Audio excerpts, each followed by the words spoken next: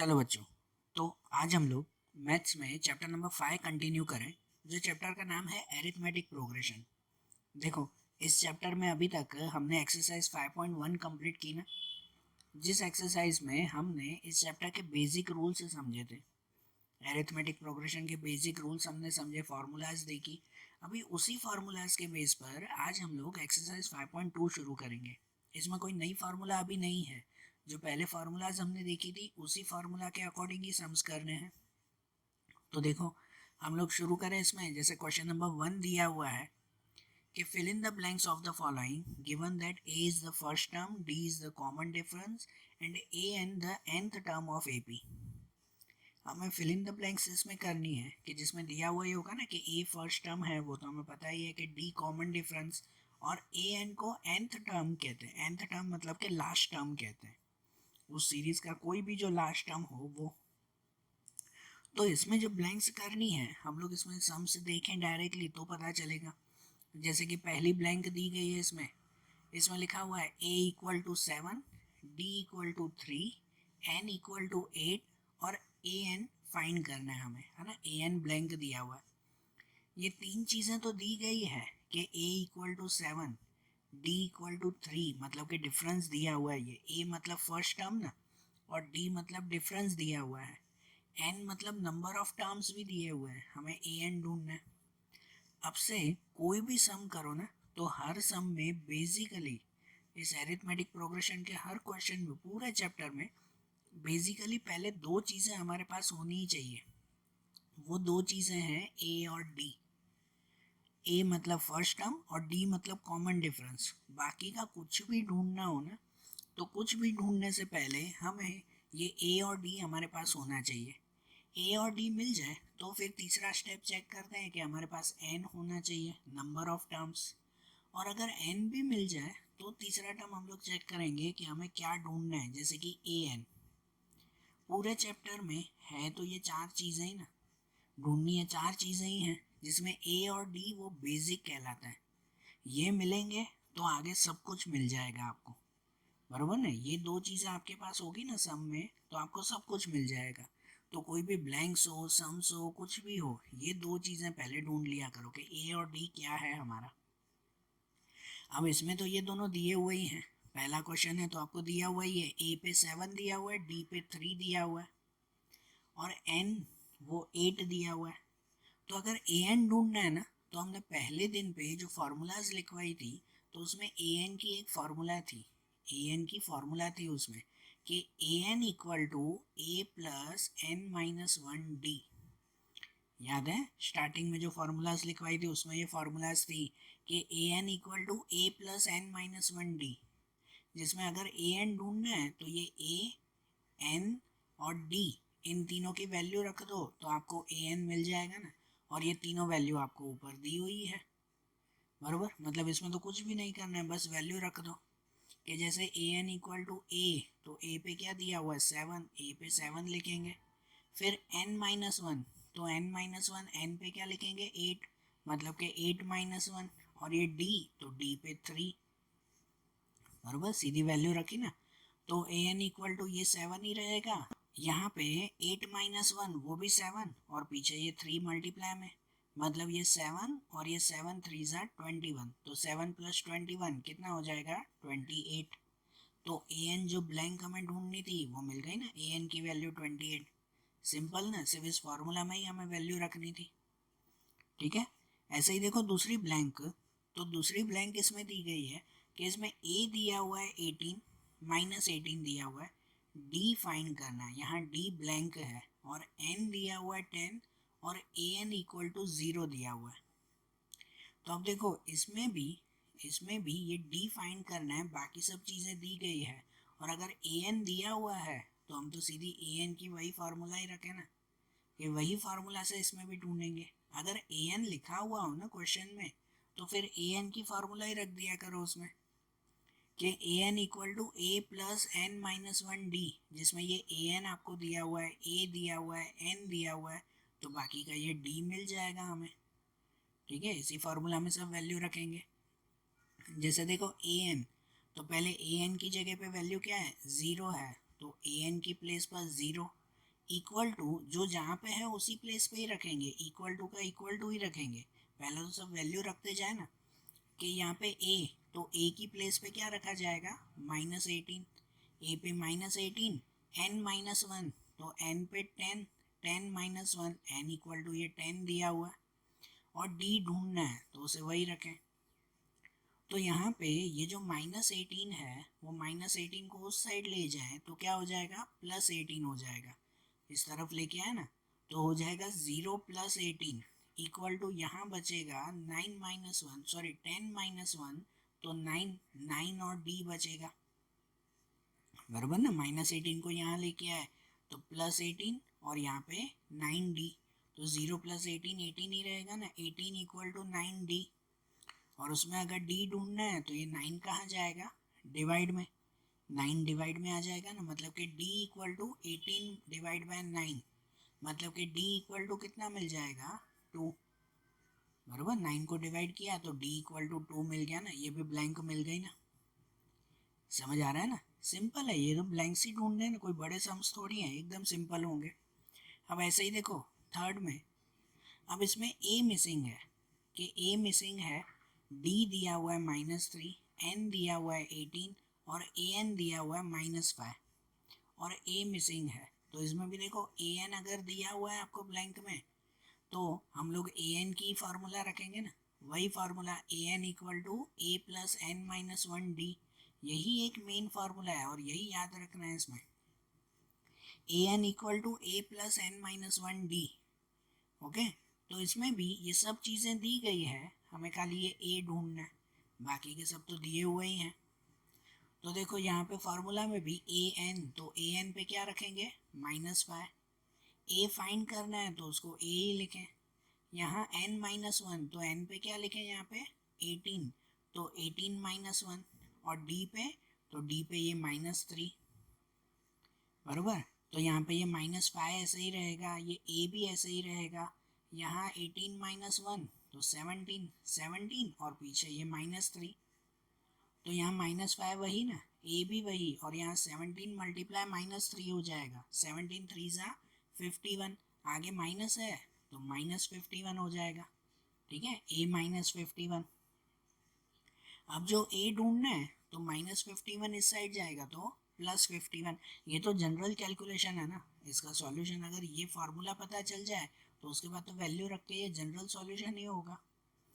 अब ये -51 यहाँ जाएगा तो +51, मतलब कि a इक्वल टू -5 + 51, तो 51 में से 5 माइनस करो, a इक्वल टू कितना मिल जाएगा, 46, जो a की वैल्यू ढूंढनी थी वो मिल गई 46, बराबर। अब ऐसे ही उसके आगे की ब्लैंक 4 में दिया हुआ है कि इसमें देखो a दिया हुआ है -18.9, d दिया हुआ है 2.5, और अब n ढूंढना है, और an भी दिया हुआ है 3.6। देखो सभी क्वेश्चन थे ना, किसी में an मिसिंग था, किसी में a मिसिंग था, किसी में d, इसमें n मिसिंग है। तो ये कोई भी अगर an दिया हुआ है तो फार्मूला तो वही लगानी है, कोई भी चीज़ मिसिंग हो तो वो इसी फार्मूला से मिल जाएगी ना। इसमें भी सबकी वैल्यू रखेंगे तो एक एक करके आपको सब चीज़ें मिलती जाएगी उसमें।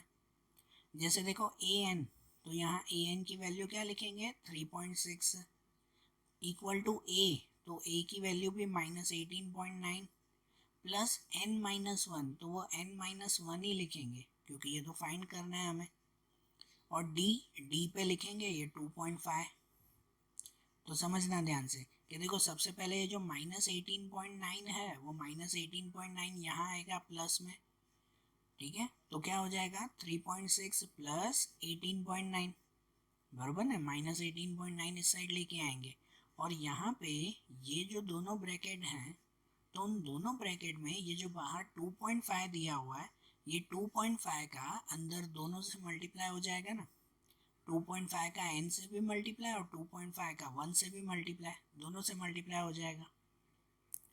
तो 2.5 का अगर n से मल्टीप्लाई करें तो क्या हो जाएगा 2.5n, और 2.5 का 1 से मल्टीप्लाई करें तो क्या होगा 2.5, ऐसा ना, समझ आना ना, 2.5 का दोनों से मल्टीप्लाई।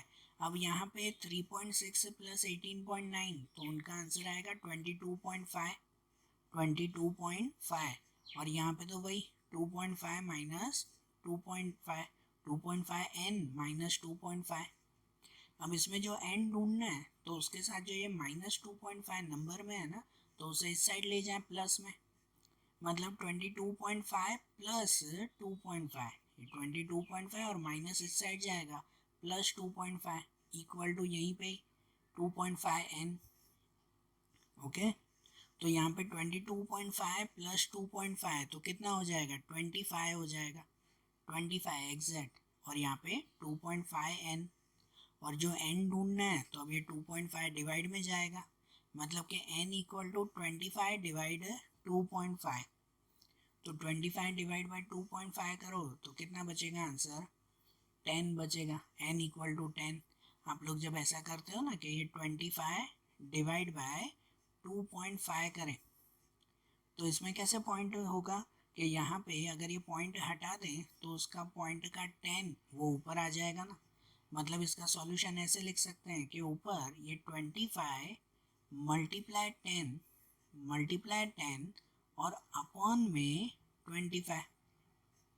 क्यों ऐसा, क्योंकि अपॉन में जो 2.5 था उसका पॉइंट हटा दिया, तो पॉइंट हटाने पर उसका 10 कहाँ लिखा हमने, ऊपर लिख दिया, तो ऐसे हो गया ना 25 मल्टीप्लाई 10 अपॉन 25, तो जिसमें 25 कट बचेगा कितना, सिर्फ 10 बचेगा, ये आंसर।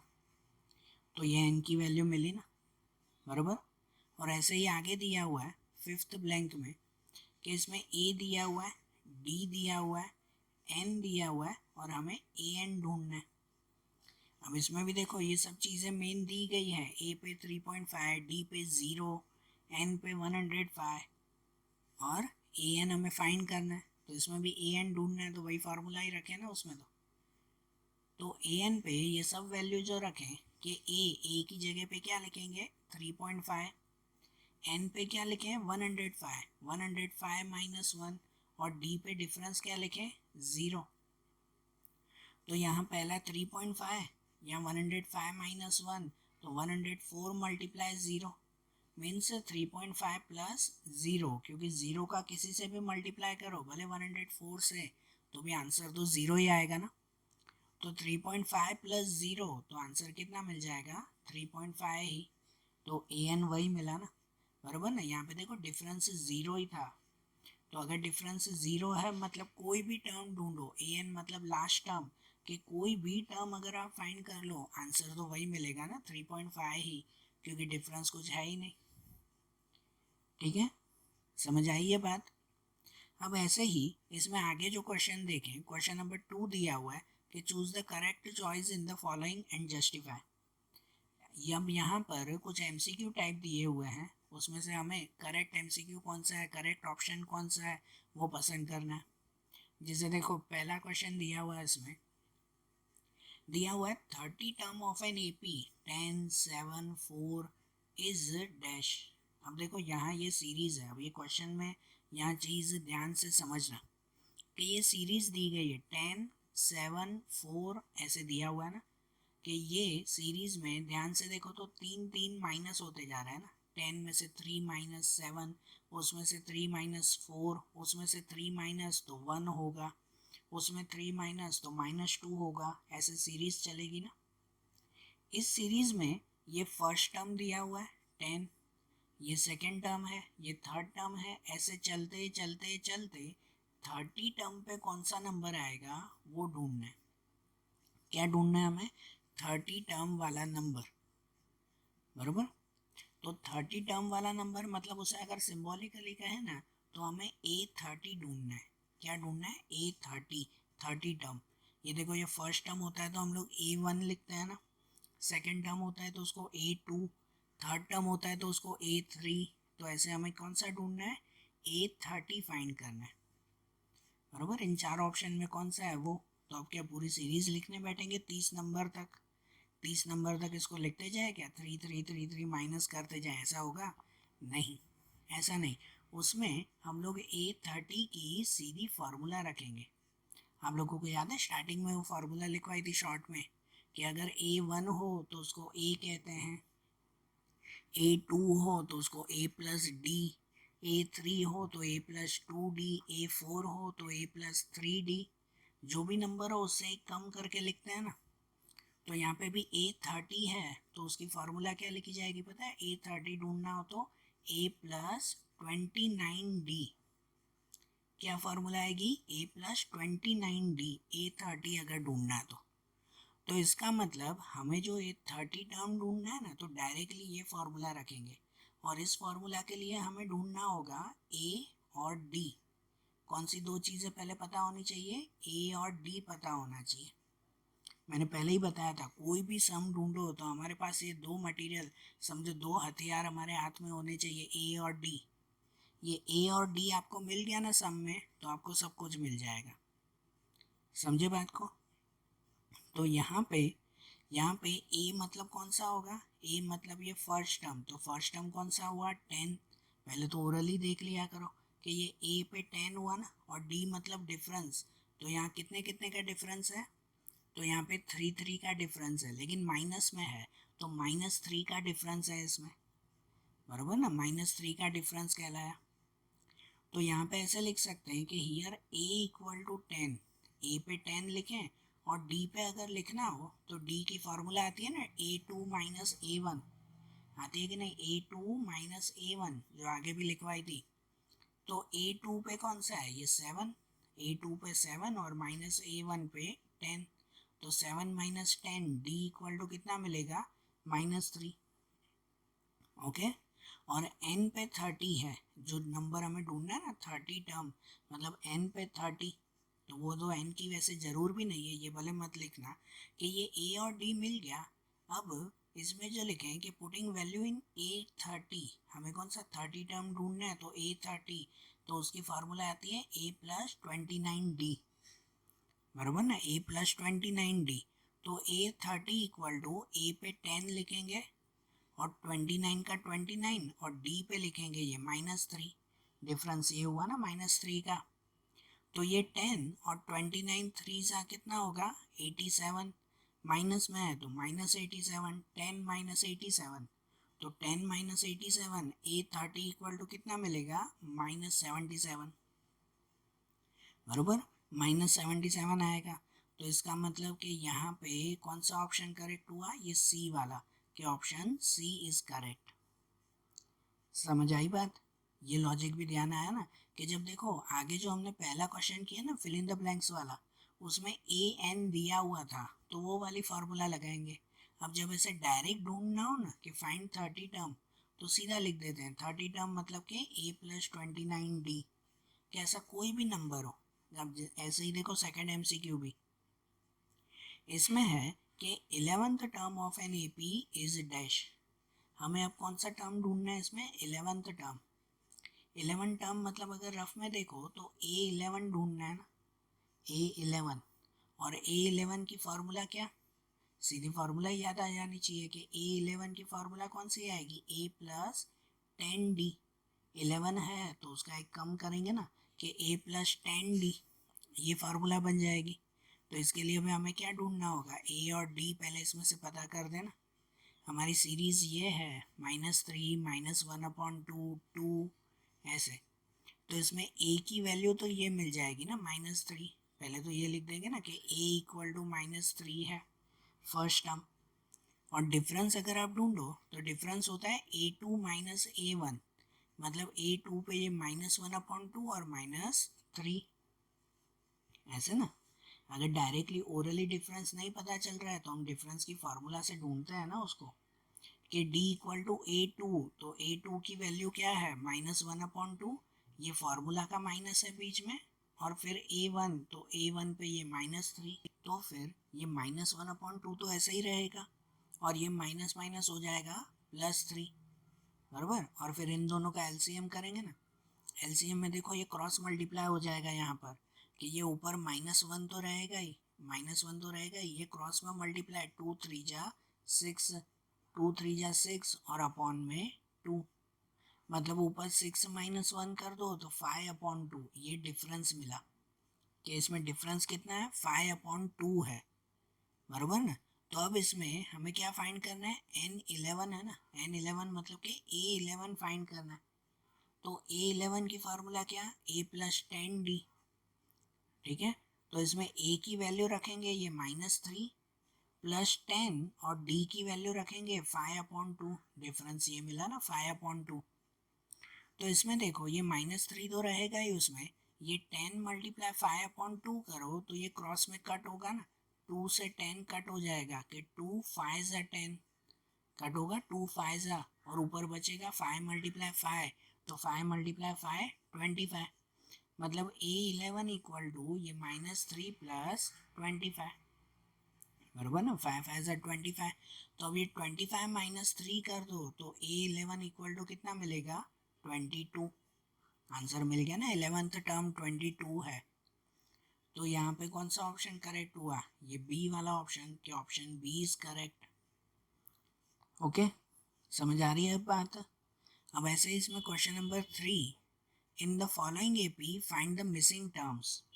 अब इसमें ध्यान दो, ये भी फिल इन द ब्लैंक्स की तरह है कि फॉलोइंग एपी मतलब पूरी सीरीज दी गई होगी, उस सीरीज में जो भी टर्म मिसिंग हो ना, कभी फर्स्ट टर्म मिसिंग होगा, कभी सेकंड, कभी थर्ड, कभी फोर्थ, जो भी टर्म मिसिंग हो वो सब टर्म्स हमें फाइंड करने हैं, ठीक है। तो अब ये थोड़ा और लॉजिकली होगा, ध्यान देना है इसमें, पूरे लॉजिक ध्यान देना। जैसे अब इसमें देखें कि ये पहली सीरीज दी गई है 2, फिर ब्लैंक, फिर 26, ऐसा। इसका मतलब कि ये फर्स्ट टर्म दिया हुआ है, सेकंड टर्म ब्लैंक है, सेकंड टर्म हमें ढूंढना है, और ये थर्ड टर्म दिया हुआ है, सेकंड टर्म मिसिंग है ना, और थर्ड टर्म दिया हुआ है हमें। तो ये कैसे ढूंढेंगे, लॉजिक समझना कि यहाँ पे a इक्वल टू 2 है, a क्या दिया हुआ है 2, बराबर, और ये A3 दिया हुआ है 26, फर्स्ट टर्म दिया हुआ है मतलब a बोलेंगे उसे, तो a इक्वल टू 2, और ये A3 थर्ड टर्म दिया हुआ, we have to find A2, हमें सेकंड टर्म ढूंढना है। अब कुछ भी ढूंढना हो ना, कोई भी ढूंढना हो, आपके पास पहले दो हथियार होने चाहिए, कौन से, A और D, ये हमें होने चाहिए। कैसे भी करके पहले ये दोनों ढूंढो, फिर ही आपको बाकी सब चीज़ें मिलेगी, तब तक नहीं मिलेगी। तो इसमें A और D में A तो हमारे पास है कि A फर्स्ट टर्म 2 दिया हुआ है, डिफरेंस नहीं है हमारे पास, तो डिफरेंस ढूंढेंगे ना। डिफरेंस किससे ढूंढेंगे, तो लॉजिकली देखो, आपको जो दूसरी चीज़ दी गई है उसी से ही ढूंढोगे, जो भी दिया हुआ हो उसी से ही आप लोग ढूंढोगे ना, बराबर ना। कि A3 दिया हुआ है 26, तो इस पर से हम लोग ये D ढूंढेंगे। तो इससे कैसे ढूंढे, तो लॉजिक समझो कि A3 अगर दिया हुआ है तो A3 की फार्मूला आप लोग क्या रखते हो, A3 की क्या फार्मूला आती है, A+2D, पता है ना। हम लोग ऐसे लिख सकते हैं ना कि A3 इक्वल टू A+2D, ये फार्मूला आती है कि नहीं। इस फार्मूला में ये A3 की वैल्यू हम लोग 26 लिख सकते हैं, A की वैल्यू भी लिख सकते हैं ये 2, और बाकी ये D मिल जाएगा ना इससे। समझ आई बात है, हमें पहले D तो चाहिए ही ना, फिर ही बाकी चीज़ें मिलेगी आपको। तो देखो यहाँ A3 की वैल्यू 26 है, तो A3 equal to 26, equal to का इक्वल टू ही रखेंगे। A की वैल्यू 2, A की वैल्यू 2, और ये 2D ढूंढना है हमें, बराबर, डिफरेंस फाइंड करना है। तो सबसे पहले जो +2 है वो यहाँ जाएगा माइनस में, तो हो जाएगा 26 - 2 इक्वल टू 2D, ठीक है। तो 26 - 2 कितना हो जाएगा, 24, 24 इक्वल टू 2D। तो इसमें से अगर D ढूंढना है तो ये 2 डिवाइड में, मतलब कि D equal to 24 divide by 2, तो D इक्वल टू कितना मिल जाएगा, 12, कि D 12 मिल गया, डिफरेंस मिल गया ना 12। अब ये जो डिफरेंस मिल गया, अब हम लोग ढूंढे जो फाइंड करना है, क्या फाइंड करना है अब हमें, कि सेकेंड टर्म ना A2 हमें ढूंढना है। तो अब हम लोग लिख सकते हैं कि नाउ A2, तो A2 की फार्मूला क्या आती है, A+D, याद है ना। देखो ये शॉर्ट फार्मूलाज तो याद होनी ही चाहिए आपको, कि जैसे A3 अगर है तो A3 की फार्मूला A+2D लिखते हैं, एक कम करके लिखते हैं ना। वैसे ही A2 की फार्मूला क्या लिखते हैं, A+D सिर्फ। तो जिसमें A और D अब दोनों हमारे पास है, इसलिए तो मैंने बोला ना कि भाई पहले ये दोनों तो होना ही चाहिए, फिर ही बाकी सब चीज़ें मिलेगी। तो इसमें A2 इक्वल टू A की प्लेस पर क्या लिखेंगे, 2, ये A की प्लेस पे 2, और डिफरेंस आपका आया 12, मतलब कि A2 equal to 2 plus 12 means कितना मिलेगा, 14 मिलेगा। सेकेंड टर्म ये जो मिसिंग टर्म है वो टर्म कौन सा मिल गया, तो 14 नंबर मिल गया वहाँ पे। बरोबर, समझ आ रही है बात। अब ऐसे ही देखो सेकेंड, कि सेकेंड में यहाँ पे अब जो मिसिंग है ना, तो वो मिसिंग ऐसा है कि यहाँ फर्स्ट टर्म ही मिसिंग है।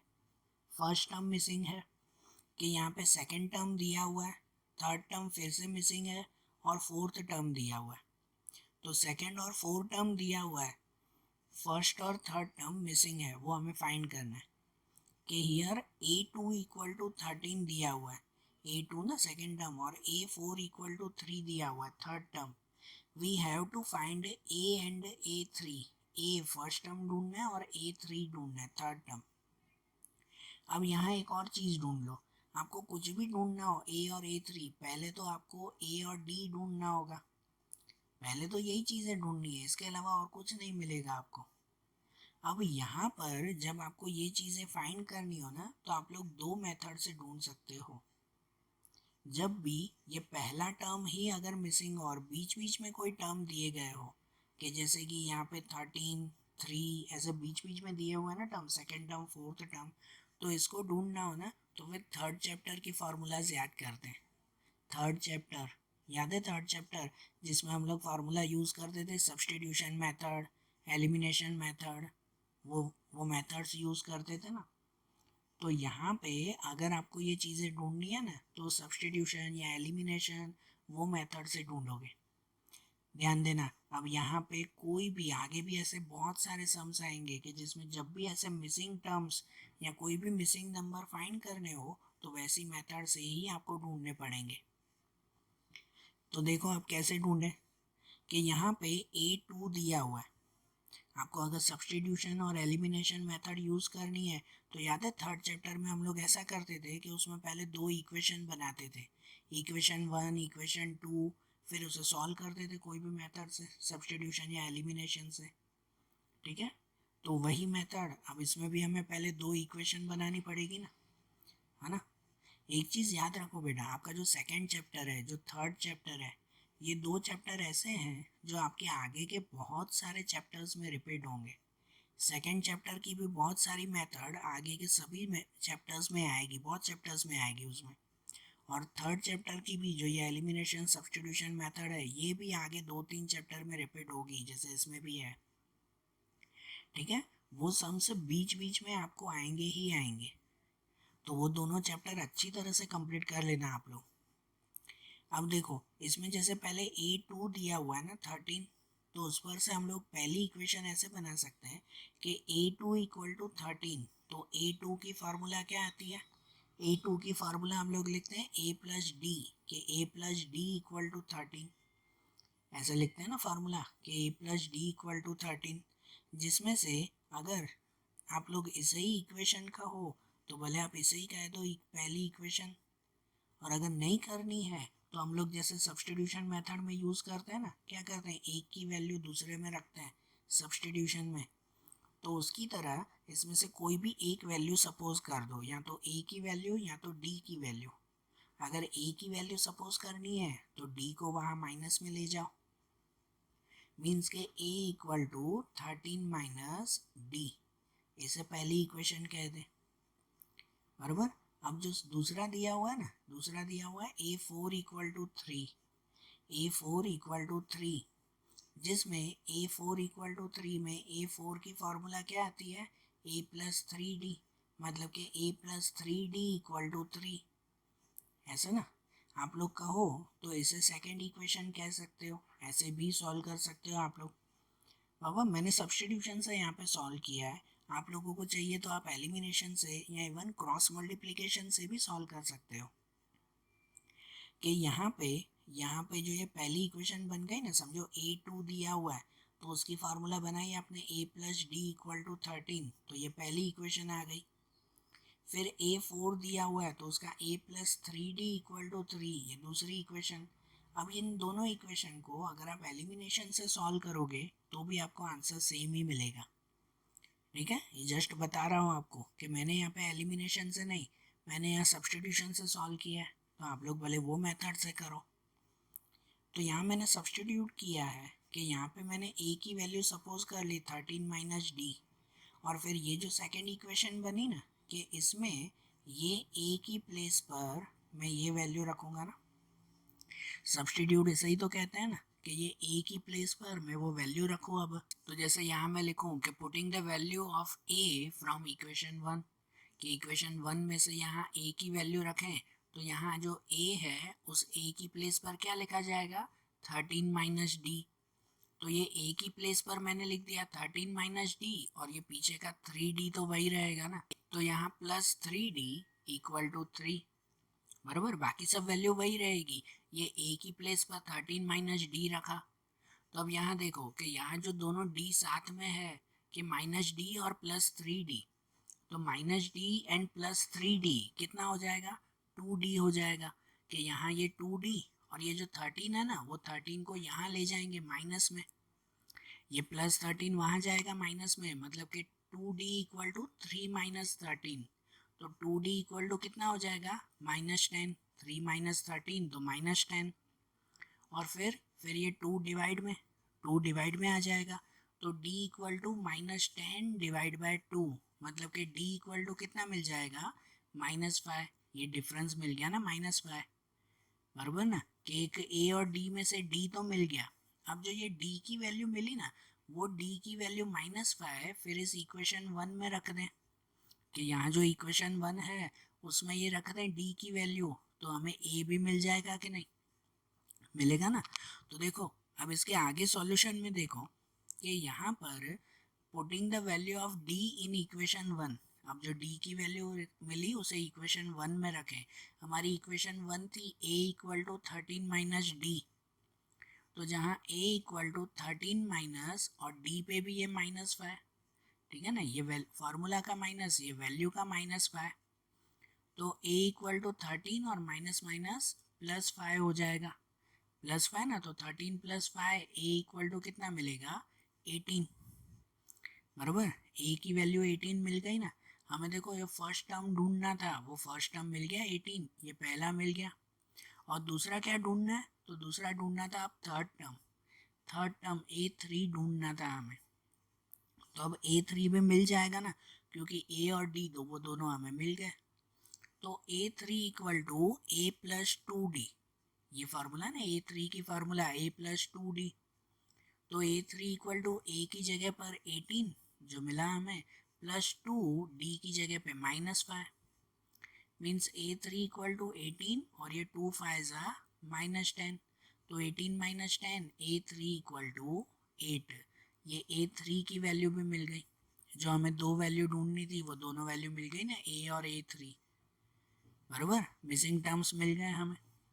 ऐसे ही इसमें आगे देखें तो क्वेश्चन 3 में इसमें दिया हुआ है कि ये नंबर 5 ये फर्स्ट टर्म दिया हुआ है, सेकेंड और थर्ड टर्म मिसिंग है, और फोर्थ टर्म दिया हुआ है 9 1/2, बराबर। तो इसमें हमें सेकेंड और थर्ड टर्म ढूंढना है। वो ढूंढने के लिए भी फिर से बोल रहा हूँ, हमें कौन सी दो चीज़ें होनी चाहिए, a और d। उसमें से अगर फर्स्ट टर्म दिया हुआ ही है ना, ये फर्स्ट टर्म तो दिया हुआ ही है ना, a पे 5, a इक्वल टू 5, तो d ढूंढना आसान हो जाता है, क्योंकि अगर दोनों ही ना दिए हुआ हो ना, तो जो आगे सम किया ना वैसे सब्स्टिट्यूशन या एलिमिनेशन की मेथड लगाते हैं। लेकिन अगर दोनों में कोई एक भी दिया हुआ है, अगर a दिया हुआ है, तो जो दूसरा नंबर है ना उसमें वो वैल्यू रखो a की, तो d मिल जाएगा।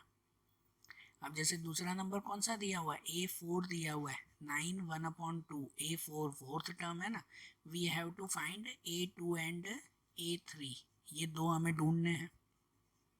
तो देखो a4 दिया हुआ है 19/2, a4, तो a4 की फार्मूला क्या आती है, a4 equal to a plus 3d, के a plus 3d equal to 19/2, ऐसे ना, जहाँ पे a की वैल्यू रख दो तो d मिल जाएगा ना हमें यहाँ पे आसानी से। तो a की value 5 equal to 3d and ये 19/2, देखो ये 9 1/2 है, तो उसका 19/2 आ जाएगा ना।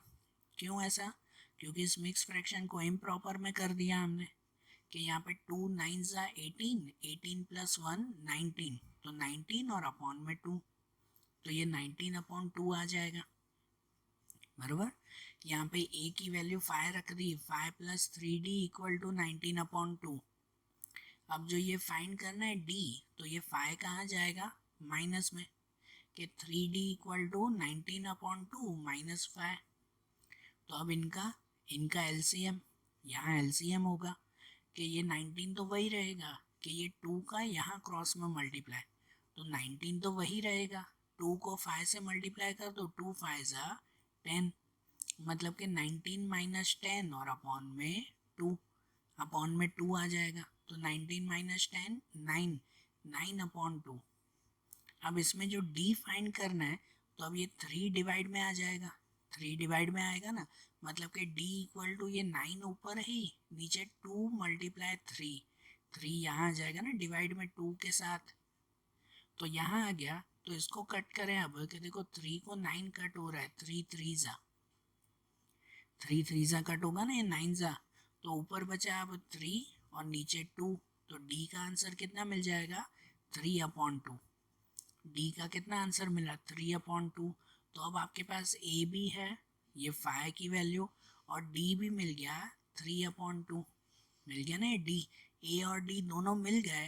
तो अब आप लोग A2 और A3 ये दोनों ढूंढ सकते हो ना, बराबर ना। अब तो A2 और A3 मिल जाएगा ना, तो देखो वो यहाँ पर ढूंढे कि अब जो A2 फाइंड करें, तो A2 की फार्मूला A + D सिर्फ, तो A2 = A पे 5 और प्लस D पे 3/2, तो इनका एलसीएम करेंगे ना, क्रॉस में मल्टीप्लाई करेंगे, क्रॉस में मल्टीप्लाई, ये 2 को 5 से मल्टीप्लाई, 2 5 ज़ा 10, 10 प्लस ये 3/2, इसके नीचे 2 है तो वो 3 का 3 तो लिखेंगे ही, ये 2 यहाँ क्रॉस में मल्टीप्लाई, कि 2 5 ज़ा 10 प्लस 3/2, तो A2 = 10 + 3 13, 13/2 आ जाएगा, बराबर ना। A2 की ये वैल्यू मिल गई ना, सेकेंड टर्म। और ऐसे ही अब थर्ड टर्म के A3 की फार्मूला आती है A + 2D, उसकी फार्मूला ये ना A + 2D, तो A3 = A पे 5 और प्लस 2, D की जगह पे 3/2, D पे ये लिखना है, तो पहला 5 तो वही रहेगा यहाँ पे, तो यहाँ पे ये 2 2 कट हो जाएगा, तो बचेगा सिर्फ 3, मतलब कि A3 = 5 + 3, मतलब कि A3 = कितना मिल जाएगा, 8 मिल जाएगा। तो ये सेकेंड और ये थर्ड टर्म, वो दोनों टर्म हमें मिल गए, बराबर है। आ रही है बात समझ में। देखो अब ऐसे ही इसके आगे देखें, तो क्वेश्चन 4 में ऐसे दिया हुआ है कि ये फर्स्ट टर्म 4 दिया हुआ है, ठीक है ना, फर्स्ट टर्म है, फिर सेकेंड, थर्ड, फोर्थ, फिफ्थ, चारों टर्म मिसिंग है, और ये सिक्स्थ टर्म दिया हुआ है 6, बराबर। तो हमें ये चारों टर्म जो मिसिंग है वो ढूंढने हैं, तो ये चारों टर्म ढूंढने के लिए भी हमारे पास ए और डी होना चाहिए। अब तो ए और डी में ये ए की वैल्यू है ना हमारे पास -4, ए की वैल्यू कितनी दी गई है, -4 दिया हुआ है, तो ये ए तो है, तो अगर डी ढूंढना है ना, तो उसकी वैल्यू यहाँ दूसरे में रख दो, ए की वैल्यू इसमें रख दो, तो आपको डी भी मिल जाएगा। यहाँ लिखेंगे कि a = -4 है, और a 6 दिया हुआ है, 6, a6 मतलब सिक्स टर्म आपको दिया हुआ है 6, and we have to find A2 A3 A4 A5, ये चारों हमें ढूंढने हैं। तो इनके बेस पर A6 = 6 दिया हुआ है ना उसमें, तो A6 की फार्मूला आती है A + 5D, A + 5D = 6, ऐसे दिया हुआ है ना, A + 5D, तो जिसमें से ये ए की प्लेस पर वैल्यू रख देंगे -4, और डी ढूंढना है 5D, वैसे ही लिखें = ये 6। अब ये जो -4 है वो -4 को इस साइड ले जाएंगे तो क्या हो जाएगा, +4, मतलब कि 5D = 6 + 4, ये 6 और ये +4, मतलब कि 5D = 10, 5D = 10 आएगा। और इसमें अगर हमें d ढूंढना है तो 5 कहाँ जाएगा, डिवाइड में, 5 को डिवाइड में ले जाएंगे, मतलब कि d = 10 / 5, तो d = 2 मिल जाएगा। ये d की वैल्यू मिल गई ना, a और d दोनों मिल गए ना हमें, a की वैल्यू -4 और d = 2, ये दो हथियार आपके पास है, तो अब उस पर से ये चारों चीज़ें आप लोग ढूंढ सकते हो, A2 A3 A4 A5 चारों ढूंढ सकते हो ना इन दोनों पर से। देखो अब जैसे सबसे पहले A2 ढूंढें, तो A2 की formula A plus D, A2 की यही फार्मूला ना, तो A2 इक्वल टू A की जगह पे -4 और D की जगह पे 2, A2 इक्वल टू -4 प्लस 2, तो A2 इक्वल टू कितना हो जाएगा -2, है ना, -4 एंड +2 तो -2। वैसे ही A3, तो A3 की फार्मूला A प्लस 2D, मतलब कि A3 इक्वल टू A की जगह पे -4 और 2 D की जगह पे भी 2, तो A3 इक्वल टू -4 और ये 2 2 ज़ा 4, 4 माइनस 4 कितना हो जाएगा 0, A3 की वैल्यू 0। और A4 की वैल्यू A प्लस 3D, तो A4 इक्वल टू A पे -4 प्लस 3 D की जगह पर 2, तो A4 इक्वल टू -4 और ये 3 2 जा 6, तो 6 माइनस 4 A4 की वैल्यू 2 मिल गई।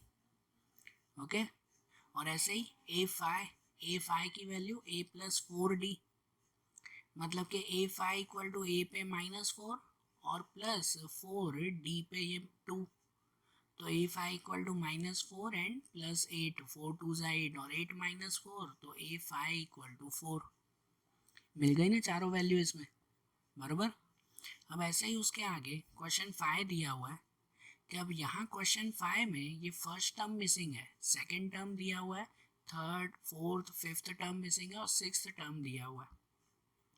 अब देखो इसमें बीच बीच में टर्म दिए हुए, फर्स्ट टर्म नहीं है। जो हमें सबसे पहले दो चीज़ें ढूंढनी होती है A और D, वो A और D के लिए A भी नहीं है फर्स्ट टर्म और D डिफरेंस भी नहीं है, तो इसका मतलब अब जो A और D हमें फाइंड करना है ना, वो वैसे ही सब्सटीट्यूशन या तो एलिमिनेशन मेथड से, ठीक है ना, वैसे ढूंढेंगे हम लोग। तो अब इसमें ये सेकंड और सिक्स्थ टर्म दिया हुआ है, तो उनके बेस पर हम लोग फाइंड करें। Here A2 equal to 38, A2 दिया हुआ है और A6 -22 है, so we have to find A3 A4 and A5, ये चारों चीज़ें ढूंढनी है। तो सबसे पहले जो A2 दिया हुआ है उनसे ही अगर शुरुआत करें, तो A2 इक्वल टू 38, A2 की वैल्यू 38 है, तो A2 को हम लोग क्या कहते हैं A प्लस डी, के A plus D equal to 38, ठीक है। अब जिसमें से अगर इसमें एक चीज़ सपोज करनी हो तो D को यहाँ ले जाते हैं माइनस में, जैसे सब्सटीट्यूशन में करते हैं वैसे, तो D को अगर माइनस में ले जाएं तो A equal to 38 minus D, A की फार्मूला क्या आ जाएगी 38 माइनस डी, इसे इक्वेशन 1 कह दें।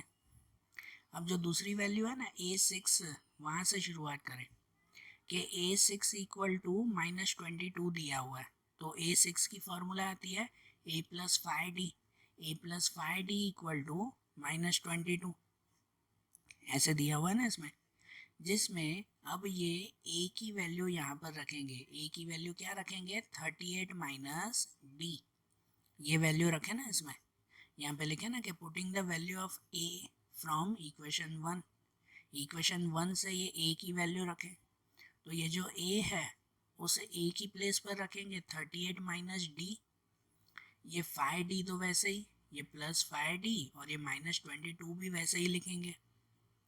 तो यहाँ पे ये पहले जो ये डी है दोनों इनका प्लस माइनस, कि ये 5D माइनस डी तो कितना हो जाएगा 4D, ये 4D इक्वल टू ये -22 तो यहीं पे ही है ना, ये प्लस 38 को उस तरफ ले जाएंगे, 38 वहाँ पे जाएगा तो वो भी माइनस में, मतलब ऐसे हो जाएगा -22 माइनस 38, तो 4D इक्वल टू -22 एंड -38 कितना हो जाएगा -60, हो जाएगा ना -60, और ये 4 डिवाइड में अब, तो D equal to -60 divide by 4, 4 से डिवाइड कर दें तो D इक्वल टू कितना मिल जाएगा -15 आ जाएगा, बराबर ना।